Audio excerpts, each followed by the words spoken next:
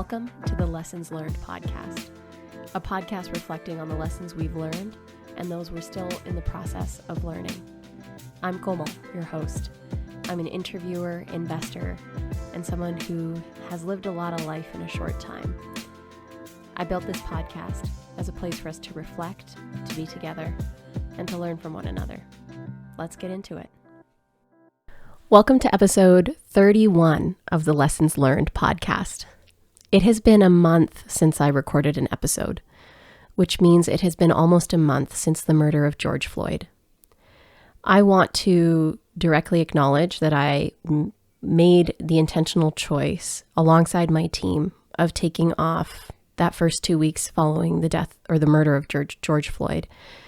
We took that collective decision as a team because we all needed the mental space to process, make sense of, and show up for what was happening in the world, the larger dialogues at hand, and to further amplify the voices of the Black community and advance the works in the ways that we could, in the small ways that we have tried to advance the work in anti-Black and Indigenous racism. If you have been following me along on my personal Instagram, you know this is something that I have been learning and figuring out how to show up for actively since the beginning of the month of June, showing up as fully as I could for the conversations that were being had, and also leveraging my platform in the best ways that I could at the time to amplify Black voices and the voices of my friends, people that I admire, and the stories that were important for us to share, to digest and process, and to amplify further in the world.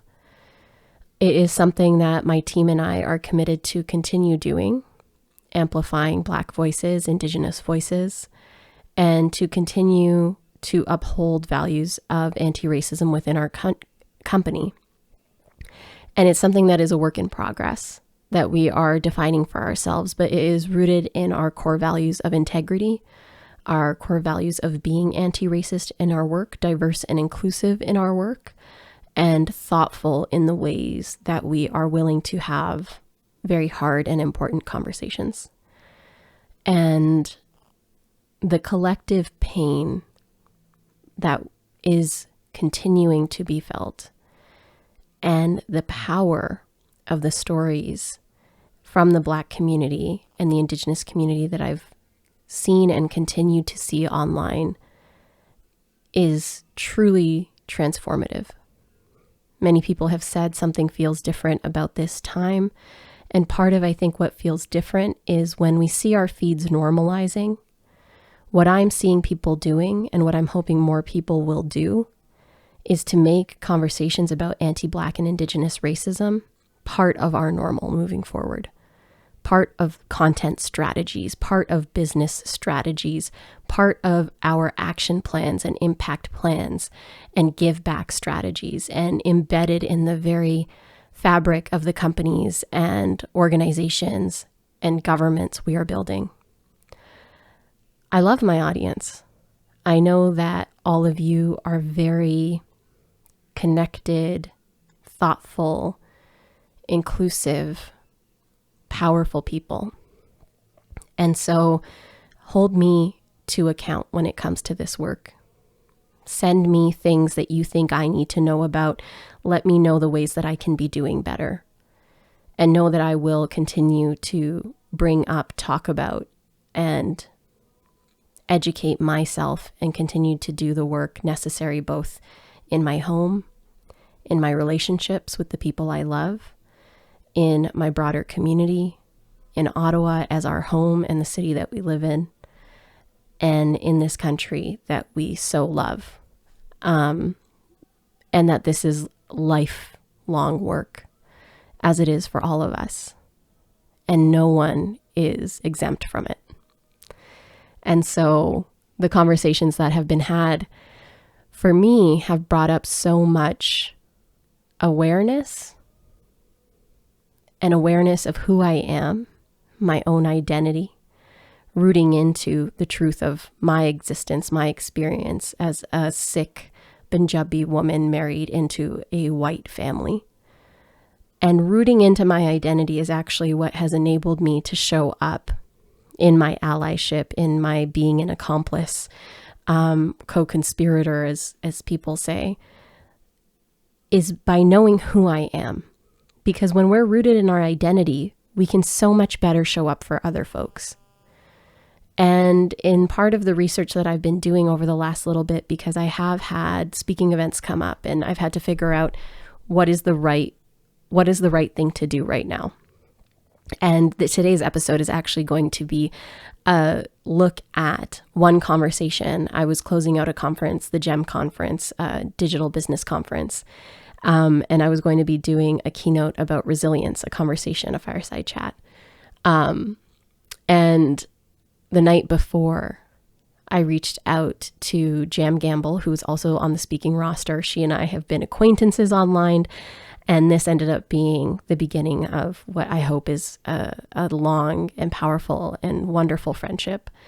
But I asked Jam if she would be in conversation with me. She had done her keynote the day that day, and I saw her story just being like, bring me back, Jem. I got more to say. And it was like, let's do this then. Let's hold space for the voices that are and should be at the forefront right now. And so Jam said yes. And we had a really important, powerful conversation. And so I'm going to share that here with you today, shortly. The other speaking event that I did was with Carleton University. And I was again talking about rising through adversity, cultivating optimism for the future. And we had booked this event prior to the murder of George Floyd. And so as a non-Black person of color taking the stage, I was wonderfully accompanied by Jamal Jackson, Jamal Just the Poet on Instagram.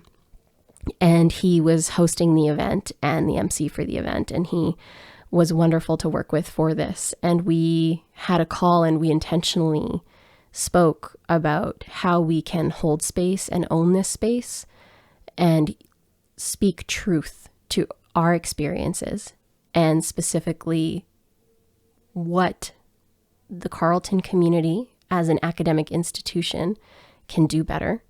So for that keynote, part of the research I did, I was able to find an article, a research paper by Dr. Denise L. Brown, and it showcased two key factors of resilience in the African American community. One was community support, which in all the research I've continued to do around resilience, community connection and community support are literally the through line with every population, every type of, resilience. Community support is at the core of it. And the second that I found really interesting and that resonated with me as my experience as a racialized person, and this study was specifically with the African American community, is racial socialization messages. So racial socialization messages include creating and fostering pride in one's culture and identity, and educating children early and often about the reality of their racialized experience. And I bring that up because this pride that we can establish for ourselves in who we are, what we aren't.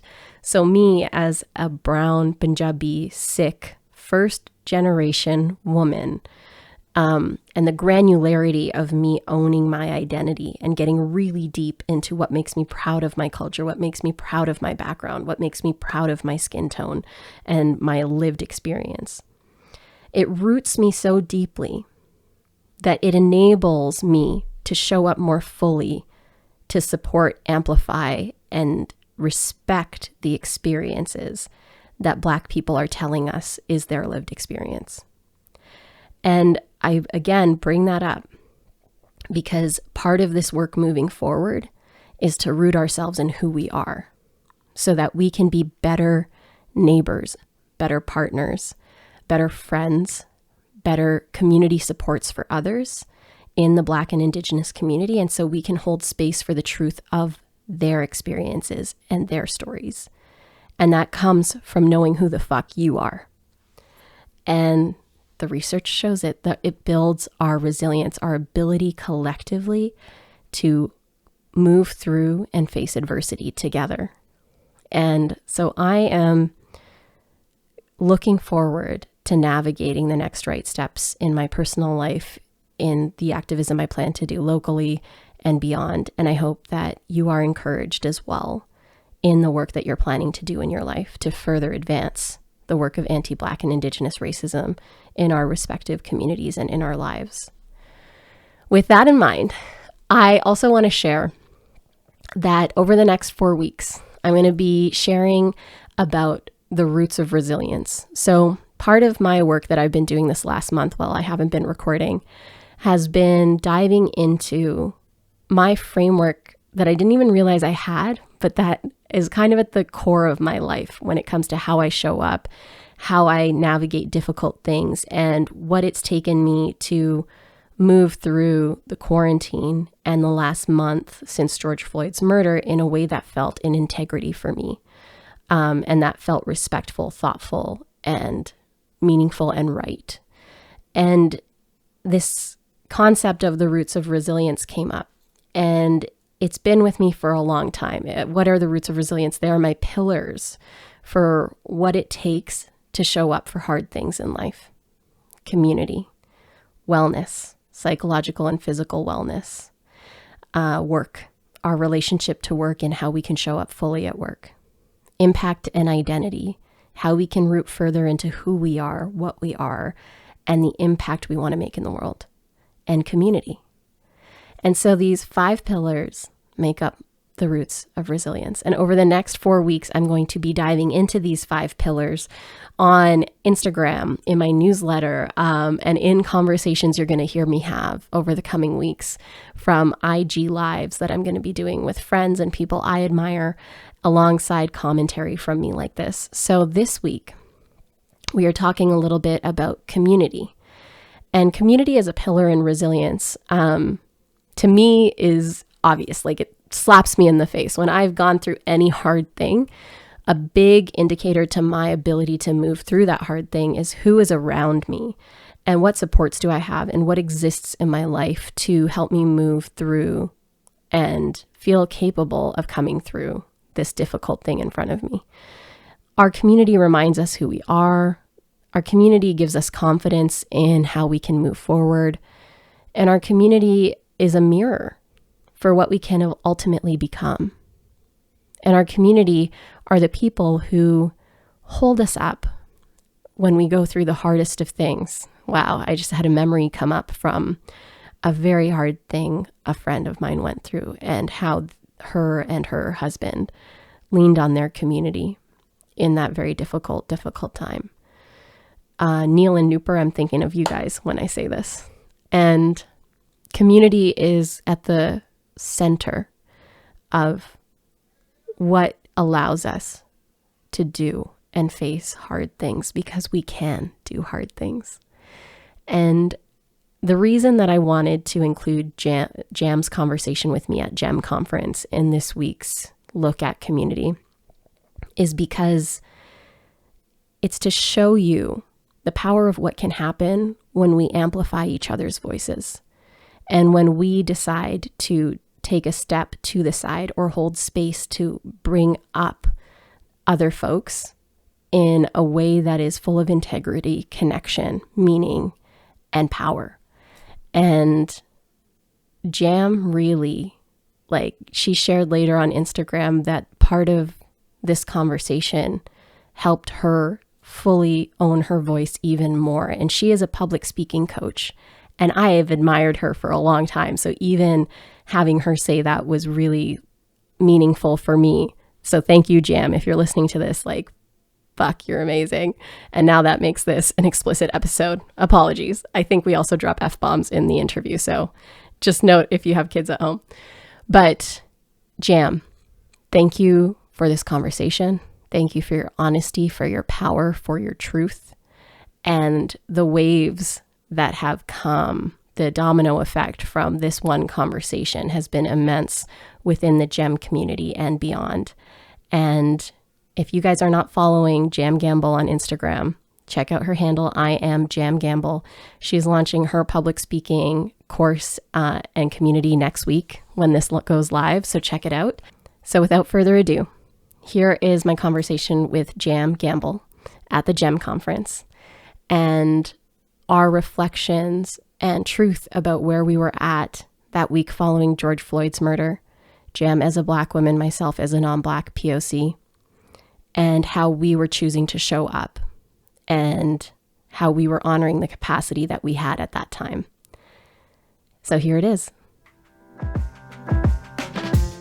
And this also brings in resilience frameworks around, for me in my education around resilience, what I've learned are there's key pillars to building resilience. Mm-hmm. One being community, which we're going to dive into. Another being self-efficacy and task-based planning. So when I was coming up with what we were going to talk about today, it was initially in the context of COVID. And I've been keynoting a lot about how we can be resilient in and rise in times of adversity. And so task-based planning, and we've heard a lot about planning and goal setting and systems versus goals and all these different aspects. That is actually so key in us building resilience and coming out of hard times. So reinforce those habits and those daily systems in yourself that you're going to need to rise. Like similarly to building without burnout, building in the face of racism for those of us who are women of color or against adversity requires us to put this armor on every day. That is why my morning routine is 2 hours long, because I know when I'm showing up to work, the embodiment that I show up in is actually really complicated. And I need to put that armor on first thing in the morning. So that's the self-efficacy and task-based planning. So pillar 1, community. Pillar 2, self-efficacy. Pillar 3 is wellness. So that wraps into those daily habits and routines. So how are you taking care of yourself physically and emotionally? And then work. We can't talk about resilience without talking about the money that we need to do what we can. And Amanda and I were going to discuss the shame that can come with reaching out to the government to need CERB or to require a business loan right now. There's so much shame we as business owners can feel because we're asking for support from the government or from different places. But right now we are in a pandemic and we are facing headfirst an epidemic of anti-Black racism. So there's a compounding happening right now. And then we're trying to build businesses as women who have often deferred to build businesses because corporate settings and traditional workplaces don't work for us. So when we're looking at the compounding of oppression that is happening as women of color business owners, as women business owners, yeah, we need to be, and I drop F-bombs. I'm not going to do it here because I don't know what the cussing policy is. We need to be really resilient. Okay, so community, task-based planning, and self-efficacy, wellness, work, impact. When I'm building the curriculum for programming that I create in my business, it is rooted now in principles of anti-racism. Because as a business owner, that's something I can do in my programming. As a woman of color, it's something that my community needs when I'm building programming. As white women who are building businesses, you can think of how can I make my business not only inclusive, but a place where we can radically show up for one another. There's been a lot of calling out of Marie Forleo, of Amy Porterfield, of various people who do one Instagram post and then continue with their launches. We need to really look at ourselves and how we're showing up in business right now and say, I can do better. If you're an influencer and the companies that you're influencing with are telling you to still keep posting or are giving you freedom to post later, actually, why don't you reach out to those companies and say, why don't we do something together collaboratively that can actually speak to the anti-racism that we need to discuss right now? I, as an investor, I'm working on writing letters to the companies I've invested in because I can be an activist investor. Even if like you have an RRSP or whatever it is, you're an investor in companies, you can force them to act in certain ways. As an investor, you're a shareholder. So this is just like a little bit of what this conversation was originally going to be about, plus all the things that have been happening this week. I just wanted to get those pieces out. The foundations of resilience, the aspects of identity and how that messes with, or not messes, but like causes us to be even more thoughtful when we're building, and why right now it's really hard to work. I'm finding it really hard to do day-to-day work. And now do you, Jam? I'm off my. No. Hey, listen. Not even. This is a really confusing time right now. And again, like I'm going to speak from my lived experience. It's a confusing time because one, this conversation that we're having right now that's being amplified in the world, it, like I said, it's been happening since the dawn of time. It's just amplified right now. Two, again, I didn't want to go here, but I'm going to go here. Yesterday, I got a really triggering message. Okay, 20 minutes before I was set to talk, I got a really triggering message where someone was like, shouldn't you be more disappointed in certain companies that and certain events that you're involved in that are not talking about what's happening? And I was like, putting that pressure on me to call people out, to be disappointed is exhausting, because on one sense, I'm hurt by what's happening to my community. I'm hurt is what is happening to marginalized people in general. But then I have to survive. And then it's kind of like I'm trying to find this safe space where it's like I care, but I have to survive, because again, you heard it in Layla Assad's poem. I have to work twice as hard and be 2 steps ahead just to live. So I have to battle my pain, but then I still got to show up strong. And then it's so much that like, it's like, here I am encouraging people to find their voice. And meanwhile, my voice inside is like mumbled. Mm-hmm. And it's exhausting.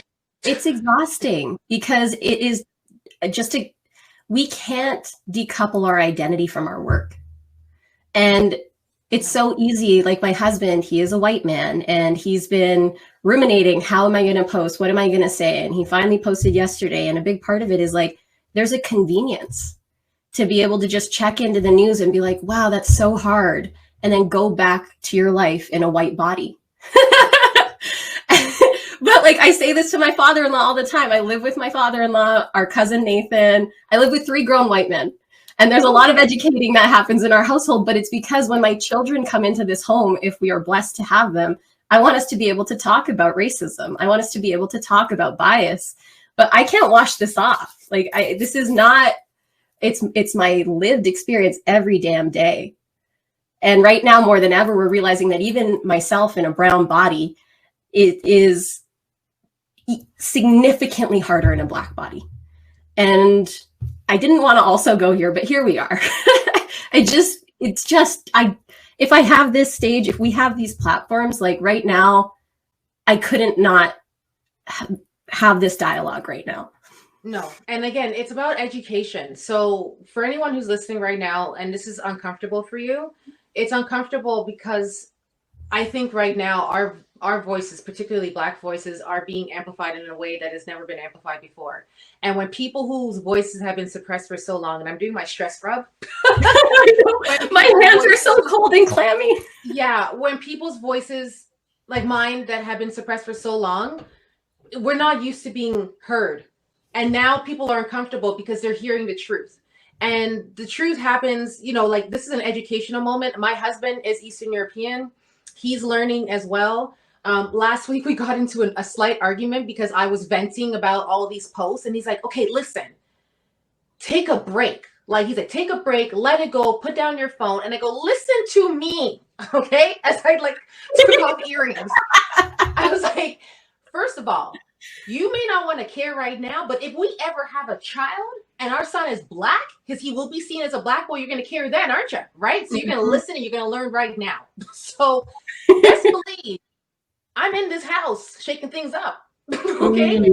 And the reality is, when we are uncomfortable with conversations, my husband's very uncomfortable, but he's learning because he's that same uncomfortable person who's now going to go to work. And if anybody says anything about any population, for the 17 years of my career, I've been a disabilities advocate. So if he sees anyone saying anything that's, racially driven or making fun of somebody with a disability, he is there and he's saying something, right? But he's been uncomfortable. So right now I'm challenging him so that he could challenge others. And when we say challenge is not about being aggressive. Challenge is not being attacking. It's encouraging you to make a move. It's encouraging you to think differently. So just think differently about that word challenge, if it makes sense. Calling out versus calling in. It's calling out. Like I yesterday was talking to my brother-in-law on text, and there was just a comment that was made, and I made I just normally put lots of adjectives in my sentences so that it feels and can land softly. I took those adjectives out, so it was much more direct, and that's how we tone police or police ourselves, But then hold on. How'd it go? It was fine. He was snippy right back, but then I took a second and I was like, okay, bring the adjectives back, bring the empathy back, and make this a dialogue. And I'm not saying to the people of color, marginalized people who are listening, that this is always our responsibility, but I, as a South Asian woman right now who am not Black, may have more capacity, and we're going to dive into capacity in a minute, to show up for these harder conversations at a time when maybe like the white folks in my life I am the person of color in their life. I am the one person. So I will show up for Mine this too, for my in-laws. Yes. And so it's like, that's a big responsibility. But I want to just emphasize this conversation around capacity. And I'll also share this one thing before I do is an Instagram comment on my last post, because I'm an artist. So what I've been using my art for right now is to I see words each day or quotes that are being shared. And then I create art around them each night as like my release. And then I share them the following day. And so yesterday was a quote from Martin Luther King, that riots are the voice of the unheard. But Martin Luther King Jr. says that in the context of him being a nonviolent advocate, but understanding why riots happen. And when the comment section is kind of blowing up, I'm like meeting those comments with empathy, because I am standing in the power of calling in, except when my Scorpio comes out and I am calling out like crazy. Let's go. And like at this moment, I also want to say to the audience, can you hear the emotional labor of this? Like, if there's so much right now that you're like, wow, I never thought about that, or wow, that's a lot to think about. This is every damn day, every damn moment. This is the additional level that is on us as women of color business owners. So, okay, Jam, you know what this reminds me of? What? If Kat is still in here, Kat knows that I'm working on an album. Okay, not really, but I have a soundtrack of Jam songs. And I love to meet things with compassion too. Don't get me wrong. But when you come from a place of malice, when you come from a place where you know your intentions are not pure, Kat, sing it with me. I am not the one. I will come for you. Yes, I will. I'm not the one. And this is the thing though. Although I'm a black proud woman, I am a human. I'm a proud human. So if I see any individual who is being attacked, who is being insulted, who is made to feel unsafe, the same thing applies. I'm coming, I'm protecting, because I'm a human. I'm a human who cares that, you know what, people need to exist feeling safe. And whatever capacity I have, whatever tools, strength, words, energy I have, I'm going to use it to ensure those people feel safe. I just wish that there were people who had the same response for me. Yeah. And because it's been socialized out of us for generations, it's like, that's really hard labor, white people and non-Black people of color. That's really hard labor. But guess what? What we need you now, people are asking, like, what can I do? Look to anti-racist educators. They have online courses, just like all of us in the marketing space and all of us talking about our online businesses. People have built exceptional anti-racist education businesses. They're in the resource list that I keep sharing in the comments. My team aggregated a list of resources from everything we've seen on the internet. So there's educators on there. There's articles. There are other resource lists. There's a resource list that's made by white people for white people to educate themselves on anti-racist policies and things that you can do. But pay educators. Learn. We're all paying for online courses. Pay for this online course. It will change your business. I promise you. It will also open up your demographic that you're going to be applicable to. Open up the market. Being anti-racist is good for business. Period. End of story. Being human is good. Being a human is good for business. But also, it's like, if we think of it from an economic standpoint, I saw this live with a woman who, her sister's a realtor and is Black, and put a comment on her face or on her private Facebook. And then the head of the realty company sent a group chat and was like, let's keep politics out of business. Politics is inherently ingrained in business, guys. It is. You can't decouple the two. If we want to talk about macro level systems change, listen, I did my graduate studies in social innovation, which looks at how the private sector, public sector, and nonprofit sector can come together and make systems level change. Business is a key aspect of anti-racism work, period. Yes. End of story. We have to show up for this. It's going to be good for your bottom line. Impact first. And part of the impact strategy for your business shouldn't just be philanthropy, but should be constant self-education to ensure your business is at a baseline anti-racist. Like, you think that's common sense? Yes. Like, what we're telling you is not revolutionary, eh? Like, It's straight facts. And also, this is labor. Like for Jam and I, like we wanted to show up at this conference and talk about our businesses. Yes. And we could have done that. Jam did an exceptional job yesterday educating us all about how we show up and use the mic. And then she used some time to speak Layla Saad's words after that comment or that message she got 20 minutes beforehand. And that messes with us. But she did the work. And then guess what happened? Layla reposted it, Jam, to all of her people. Not only did she repost it, she reposted Jam reciting the whole thing. She did a shout out to Jam. Listen. And then she also said, I love Black women. Listen, Jam. I sent her a voice note and it went like this. Hi. Whoa. I should do a better voice note. Let me do this. Okay, I'll keep talking. Hi, Layla, I'm Jam. You know that now. Whoa. And she told me, she's like, I love that voice note.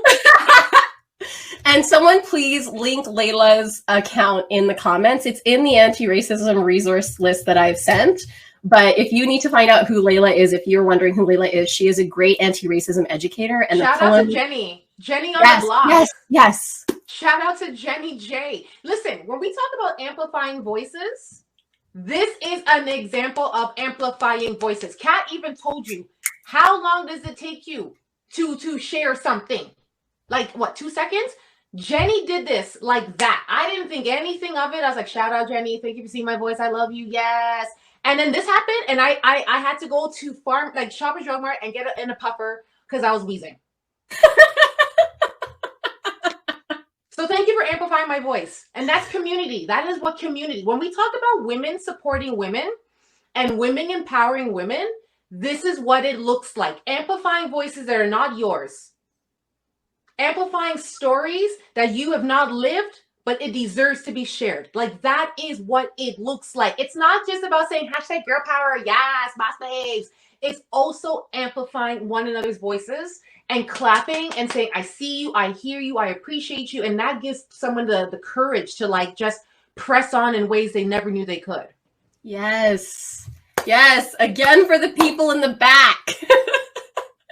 Okay, I want to also take a moment because it's very insidious in business culture where we use things that we've appropriated from Black communities within the vernacular and what we use in our business, which in and of itself isn't always harmful or violent.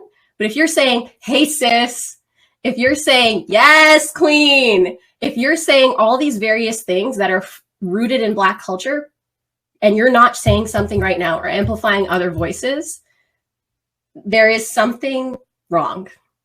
And I don't know how else to say this except that. I'm going to pass the mic right now because Jam's giving me the look she gave me last night when Scorpio was about to come out because Jam is on the cusp of being a Scorpio as well. So let's hear it. This is my 2 cents. Yes, it is rooted in Black culture. But when we say yes, sis, and yes, queen, it's because for years we have been made to feel less than. People don't recognize us as royalty. People don't recognize our strength and our beauty. So within our community, we have to uplift and empower and remind one another to put our crown on, to shine bright, to be unapologetic, that we are sisters in this fight, that we are people who support one another. And because no one else wants to do that within our community, we have to constantly remind one another, I see you, sis, I see you, queen. So when other people do it, I see you, queen. I'm like, so I'm a queen now? Oh, why am I a queen now? Because this is a trendy saying? No, there's a reason why we say yes, queen, and I see you, sis. It's because we need to remind one another that we see us, because unfortunately, society does not want to. So that's where it's rooted from. And unless you really see me, before you say yes, queen, say yes, Jam. Yes, Jam, I see you, Jam. I see you, Jam. Yes. Like, tell me you see me. Don't just make it a catch saying I see you, sis. No, just say I see you, Jam. I appreciate you, Jam. And that's good enough for me. Yes. And what I also want to add here, and you know, I mentioned this to you last night, Jam, and I was on the fence about but it's rooted in my identity and my story and my truth. The shiniest moments in my career. Getting named to Oprah's Super Soul 100 list. Woo! Interviewing Michelle Obama on stage in front of 8,000 people. I'm not Auntie Michelle. Michelle. She's right there. right there on the wall to remind me of what I'm capable of doing. And Oprah's right there to remind me of what I'm capable of doing. But you know what? Black women have elevated my career. Period. End of story. Michelle Obama, Oprah, many of my colleagues along the way, women who have done the work, who we see as the most resilient people. And I'm looking at the camera lens right now because we need to hear this. The women we look at in society as the most resilient, the ones who inspire us the most, the ones who raised us with the Oprah show, the ones who changed the country in so many ways alongside her husband being in the White House, are Black women.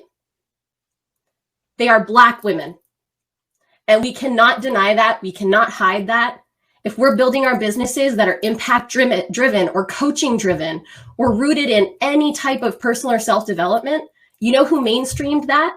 Oprah. She is a Black woman. When she made her post about George Floyd earlier this week, I cried because when she talks about that experience so far in her career, after everything she's built and changed in her life, and she is still brought to her knees because of her skin color and the way that the Black community is treated. And we're sitting here saying, I don't know what to say. Really? Your career is built on the way culture was changed because of this woman. Like, respect is showing up. Self-efficacy, core pillar of resilience, is you teaching yourself, you self-educating yourself, you using Google as your best friend and finding out what is anti-racism, what is tone policing, how can I educate myself? Pay the educators. Do the work yourself. If you could go on Google and look up the top 5 moisturizers. I mean, you could also look up what those terms mean before you ask somebody, you know? And when you mentioned the Oprah in my generation, in my years, that was the only Black woman I saw in media. And then when I got into TV and then I got into public speaking, to be that representation to my students, you don't even understand. Like, I'm out here fighting for women of color, don't get me wrong, but I'm fighting for my students of color hard. So hard. Like, those are my children, those are my kids, and I'm fighting to be an example for them and strength for them and a reminder that you could do this, you could be this. Like, this is not just me throwing around the term representation matters just as a loose hashtag. Representation matters is the spinal cord to my work, you know? And I think when we're having these discussions, not only are we talking on social media as adults, but it's for you people in this chat right now who are parents. Talk to your kids. Talk to your kids, because guess what? Your kids have friends. Your kids are seeing this in the media. They need to be encouraged in this conversation as well. Like, we need a whole other GEM conference just for like that. But really and truly, like, this discussion that we're having today, it's so empowering, but so uncomfortable for me at the same time. And thank you, Jam. Because I'm like, who's watching? What are people thinking? And it's also like, I hold space for that discomfort while also saying your truth is the most powerful thing that can be heard today. Yeah. And you help people share their stories and find their voice. And you sharing the fullness of your story today is profoundly impactful and gave me the courage to do the same in this space. And you just came on board last night. So thank you for that as well. So we actually, last night when we spoke, we came up with like a few takeaways, action, conversation points for the audience. One around capacity. So you said yesterday at the end of your poem, passing the mic to you.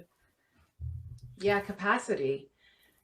Capacity, I learned the use of the word capacity when I was at a conference back in September. And I never knew what the word, I never heard of the word capacity used in that form. And it was basically, instead of saying I'm tired or I'm busy or I just can't do it, saying like, I don't have the capacity for this right now. So as women of color, I know right now everyone is searching for the women of color to follow. You know, they're like, got it, follow one, awesome. And then they're like, you know, teach me your ways, show me, tell me. I don't have the capacity right now because one, I've been educating.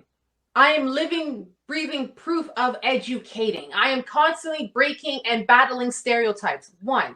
2, I am empowering and educating my students. 3, I don't have the capacity to educate on a daily, hourly, by minute basis adults who have the ability to look up things themselves. And for my fellow women of color in this conversation right now, you have the right to say you do not have the capacity right now to answer that email, to answer that DM, to post something right now, to have that conversation, because your mental health relies on your capacity to do so. And right now, our capacity and our mental health is at, like, it's being attacked. We're constantly bombarded with what's being shown on social media. We're constantly bombarded. If we dare to go into the comment section and we see that there are people who say things, that in itself is an attack. So capacity really, I think, is the most empowering word you could use in your own self vocabulary when you're like, I don't have the capacity to handle this today. Maybe I do tomorrow. And if you say that you don't have the capacity, that doesn't make you less Black. That doesn't make you less, marginalized towards your people. It just means you don't have the energy right now. Mm-hmm. And on the flip side, so capacity for women of color and saying, I don't have it right now. Mm-hmm. But for our white audience or non-Black POCs who are watching, that discomfort is what we require you to lean into. So you're going to feel like you don't have capacity because things are uncomfortable right now. But actually, the core work in resilience is to lean into the discomfort. So when we're facing grief, when we're facing trauma, when we're coming out of the hard things that life has to show us, being truly resilient is not avoiding that hardness. It is putting in practice what you need to support you as you face the hardness. Mm-hmm. So and I'm learning that. Sorry? And I'm learning that. Yes.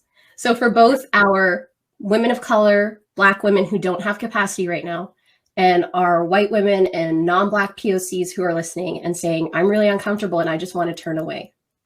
The thing that's going to help you show up is your meaningful and real self-care, is your systems that you have in place every day to show up for hard things. For me, I say this in my morning affirmations, I am the healthiest I've ever been. I meditate, motivate, move, track, and rest well every single day. Those are my 5 commitments to my meaningful and hard self-care. That's my acronym, MMMTR. I just made that up. It's not real. But if I don't write that down. Everybody write that my fake acronym. Everybody, it's yours now. But if I don't do these 5 things for myself every day, showing up for the world and showing up for my online activism, for showing up for my business is near impossible. So both for those who are uncomfortable and don't know how to show up, and for those who don't have capacity and are struggling to show up, take care of you. Mm-hmm. And then it's going to help us get to work. Mm-hmm. So that's capacity. And routine grows capacity. Routine is what's going to build capacity. Taking care of you is going to help you show up for the people around you. Jam has said this a few times around humanity, and like showing up right now is just a human thing to do. Another thing that's at the core of resilience, or at the core of being vulnerable, or at the core of being, in my opinion, a really good person, is listening to people, seeing them, and hearing them. We know this as self-care educators. We know this as women. When we feel seen, heard, and respected, everything changes. Everything changes. And right now, the Black community wants to feel seen, heard, respected, and they want to know that the people around them are showing up for them. And it makes me emotional because I want to know how to do more too. And I don't. And this hurts. But these are the things that are going to help us stay in this discomfort and show up through our businesses and where we invest our money, and just reevaluate and rewire our brains. Composing self. The other aspect, Jam, that I'd love to hear you jam on is around questions. So conversation, you said, is such a key aspect of this, but so are the questions that we ask. Yeah. Questions. when we ask a question, I find that it comes down to what's your intention behind asking that question. And sometimes people's intention is, they know they're striking a nerve. They know that they're trying to start something here. But really, when it comes down to like asking questions, especially in the climate that we're in right now, we're asking questions to not only, but to seek betterment. It's asking those questions that you're like, okay, I want to, I want to have a better understanding. I want to change my perspective. I'm on this journey of, unlearning right here. And it's even like how you ask your question. So like the question I got yesterday started with, how are you? And I was like, that's not a question, that's an accusation. That's not asking a question. When you approach someone and say, how are you? I'm like, no, that you might want to try that again. But again, with questioning, going back to capacity, there are some people who are so eager to learn and to grow and to change right now. And I applaud you. I thank you and I appreciate you and I applaud you for doing that. I just ask that you ask the person before if they have the capacity to answer this question right now. Because not only are we dealing with the current racial climate, but we're also navigating through a pandemic of COVID. So we don't know where people's heads are at right now, that they don't want to be Encyclopedia Brown. They just want to be playing with their dog or watching Netflix, and they don't have the ability to answer right now. So before we send those questions, be like, hey, Jam, do you have a few minutes for me just to ask you a few questions around this? Then give me that opportunity to answer it. But don't start off and then segue into the question, because then I feel like I'm up against a wall and I have to answer right now. Like, I think if we just reevaluated and slowed down our approach and we were more cautious or more aware of how we ask questions, then again, we're going back to that beautiful, beautiful process of having a conversation.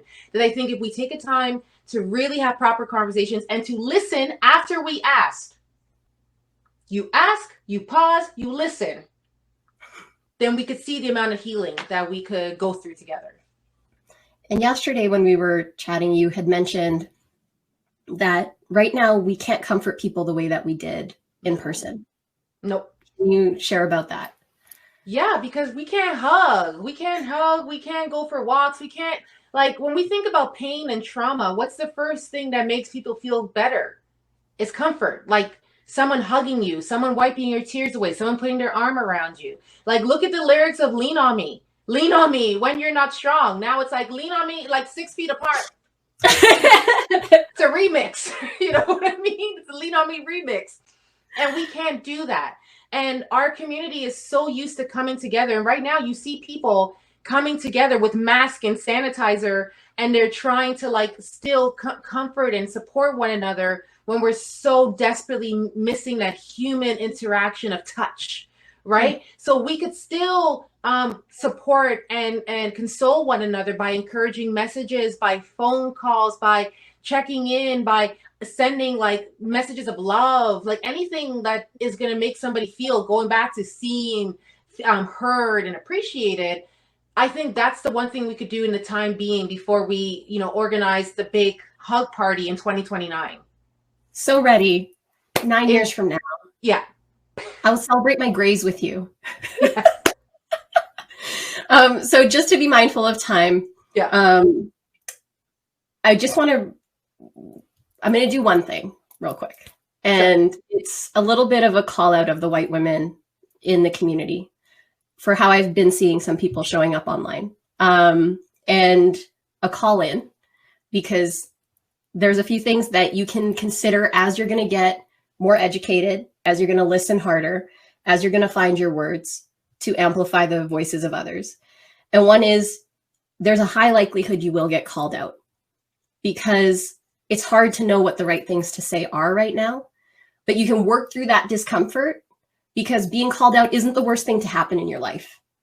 So give it a try, do your best, know that we see that you're doing your best, and that if messages come in, if you get called out, it's gonna feel like a personal attack, because these things are so ingrained in us as a society that the unlearning of certain things that you didn't even realize you might have said something the wrong way is going to take time. Can I just add one thing though? Yeah. Like when you talked about putting on our daily armor, which is like our emotional and psychological armor.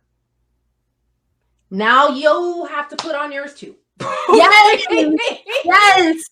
Join us. I say this with love. I say this with love in my heart. All right. Like every day I got to spritz to get my spirit in check. Now here you go. Spray yourself, because you know what? It's going to be uncomfortable. Don't expect people to come and be like, hey, don't take this personally. No offense, but when you said this last week, it's not going to come to you like that. It's going to be like, yo, Shirley, X, don't do that, Shirley. Yes. Don't do it. And just take it, Shirley.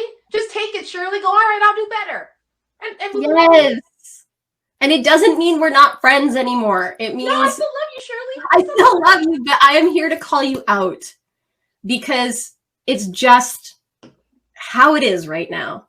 And we're practicing how to use our voices to stand up for ourselves. Yes. And that the labor for white folks right now is learning how to take that, learning how to process it, and then learning how to show up with having that have happened. Yes. It's not to make you to over-victimize yourself, but it's to say, how can I try?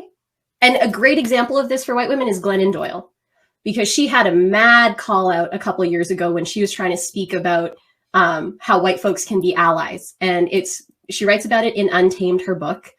And she has learned through her journey of allyship and showing up how to do it well and how to be okay with being called out and owning her own identity as a white gay woman. And it's amazing to see. So there's someone for you as white folks that you can go to be educated on this, because she talks about it.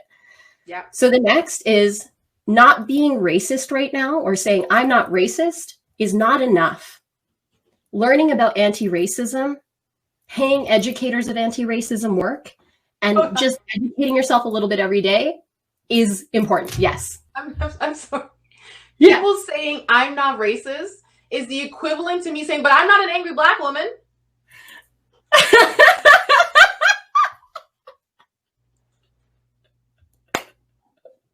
Someone screenshot Jam right now, please.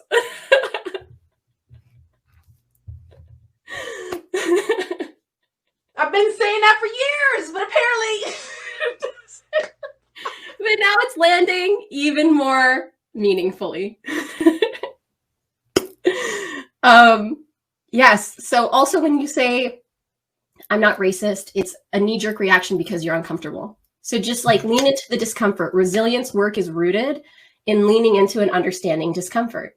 The more that you do this, the more that you teach yourself how to do this, the better suited and able you are going to be to face all the things that life are going to show you or throw your way. And Jam and I know this full well. What we're talking about does not diminish the experiences you've had in your life that have made your life hard. We value and do not compare trauma and grief. But what we do understand is that there's different levels to trauma and grief. And when it's institutionalized and when it's been happening for generations, the depth of the trauma and the depth of the grief is so much more. Yeah. I will never have to teach my son, if I have a son, what to do to not be killed in an interaction with police. That is my identity and my truth. Viv does have to do that with her son and talks about that. And if you need to find someone as well who you want to hear from, it's Vivian K on Instagram. Check out her stories and how she talks about how she's raising her son and what right now is making her feel and be and do in life.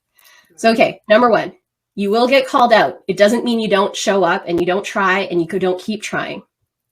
Not being racist is not enough. Remember the spectrum of racism. As it says in Avenue Q, everyone's a little bit racist. Own that. And then move yourself further along the spectrum towards anti-racist. Don't make this about you.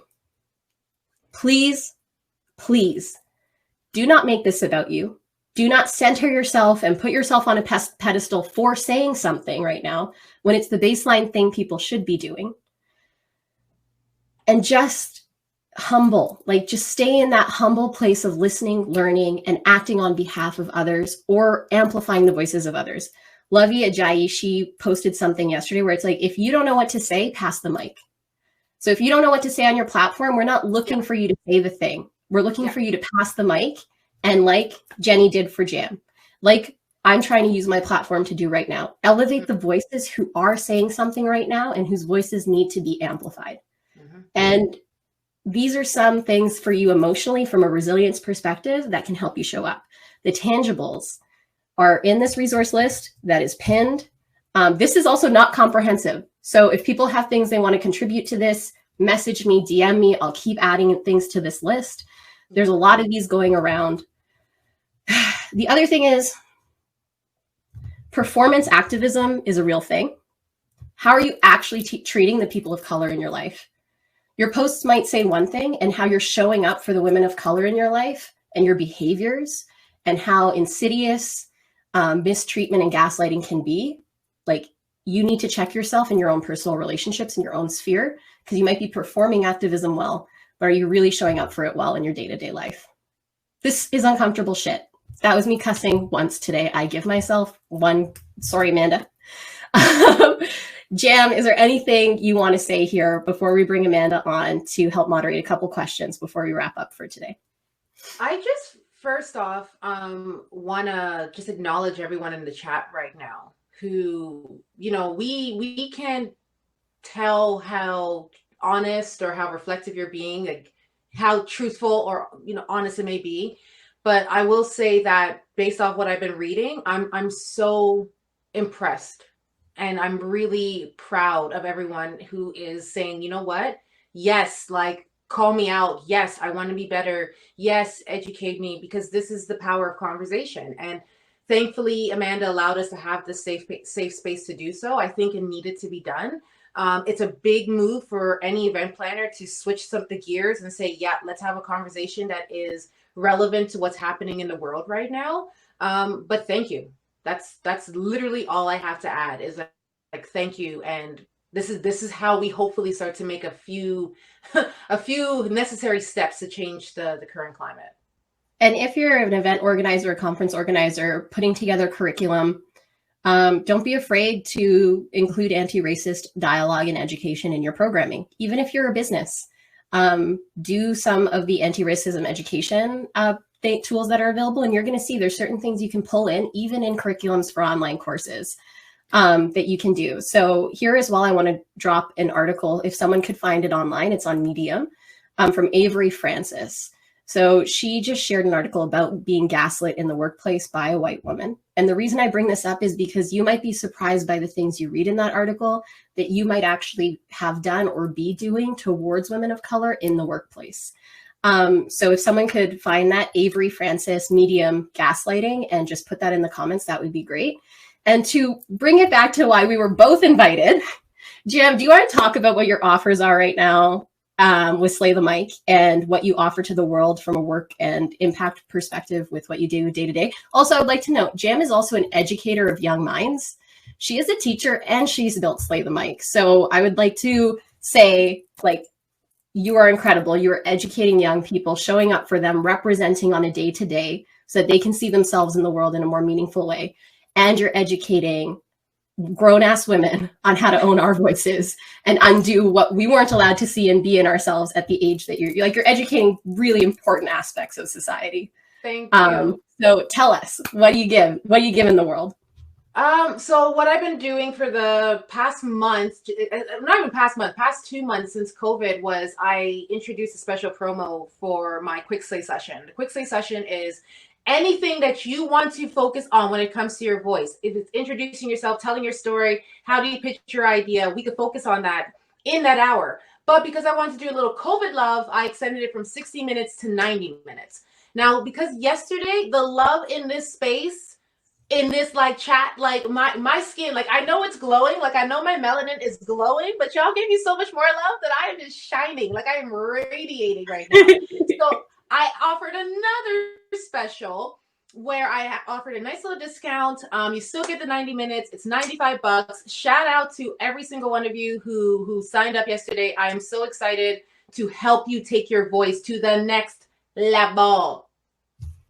And your kids too, Slay the Mic Junior. I'm going to be bringing back some new content for Slay the Mic Junior. So if you also have a child who has a voice that deserves to be heard, don't worry, we're going to do that. I love it.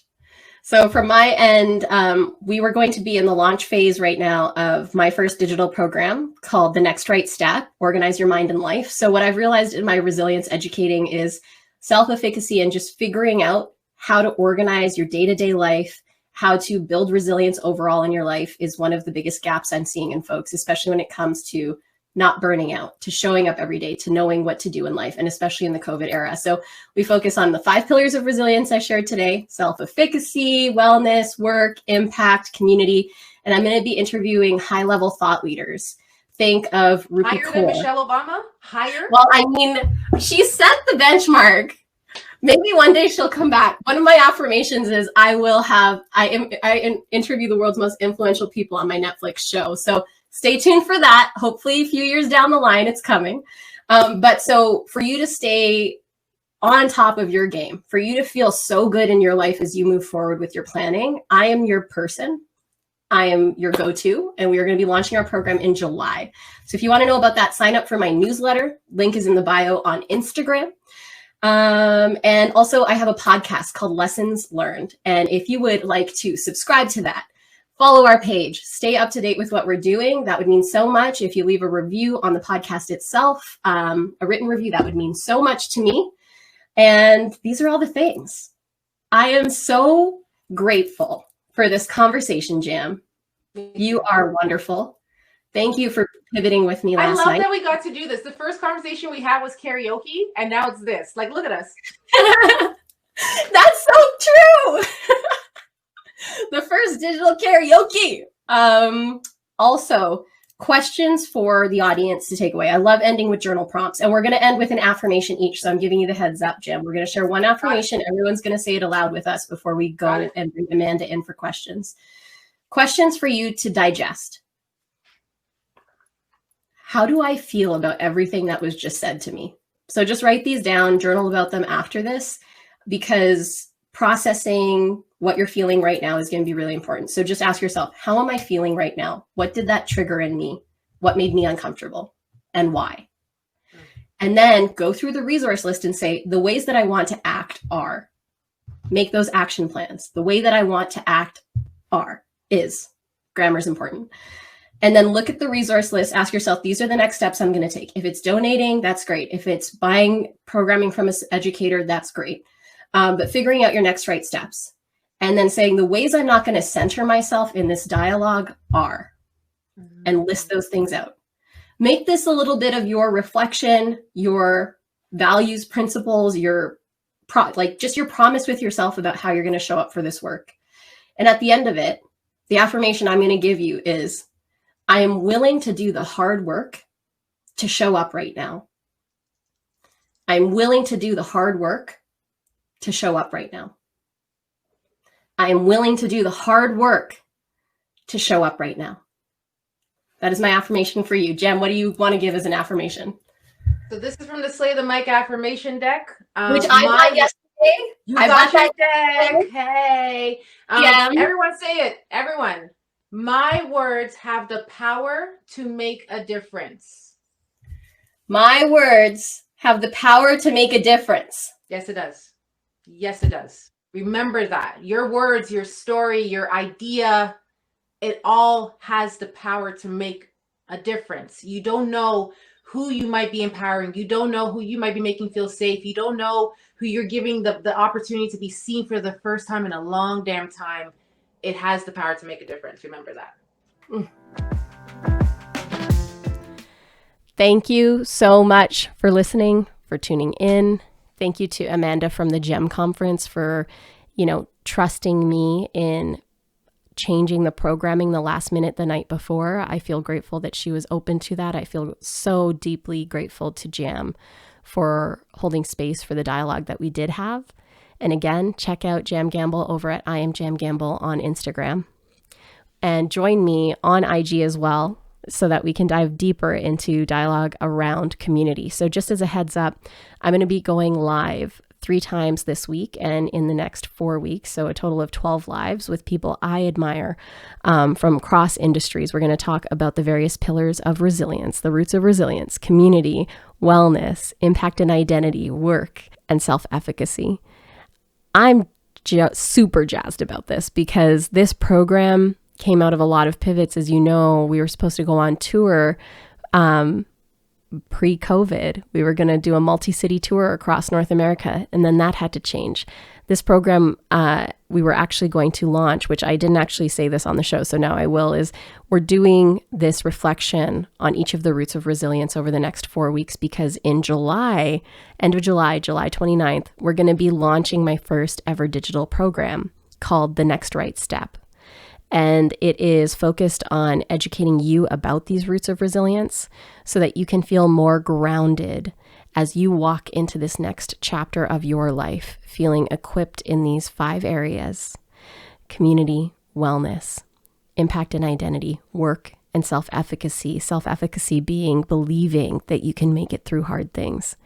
And you're going to come out of this program with an action plan for your life and work, so that you feel capable and confident in conquering all that's ahead. You're going to come out of it too with a very, very excellent community. I know how amazing all of you are, and you're finally going to get to meet each other. So get ready. So the Next Right Step will be launching July 29th. In advance of that, I'm going to be doing 12 IG Lives over the next 4 weeks, educating you about the roots of resilience so that you guys are in the know as well about this framework that completely changed my life and gave me the life of my dreams, which is the life I am living now. And we're going to have a lot of fun doing it. And also during the program, I'm going to be interviewing industry experts from across all the pillars that I discussed. And I can't tell you who they are yet, but I will very soon. And they're some of my friends. They're people that you admire, I admire. And I'm just going to be sharing a lot more with you in the coming days and weeks. So stay tuned on my Instagram. I am just so excited for all that's ahead. I appreciate you tuning into this episode. Thank you, Jam, again, for your time, for your space, for your energy. And thank you all for listening. Until next week, bye. Thank you so much for tuning in. If you loved this episode, please leave us a review on Apple Podcasts. And if you want to follow me, Komal, check me out on Instagram at KOMALMINHAS, or the show at lessonslearned.co. And if you have an idea of a lesson that we should dive into on the show, then slide into our DMs and submit there or on the website, along with any guests you think I should interview and talk all of the things with. As always, I hope that you make some time for you this week and reflect on the lessons you're learning or have learned, and take some time to celebrate all the incredible that is you. Until next time, guys. Bye!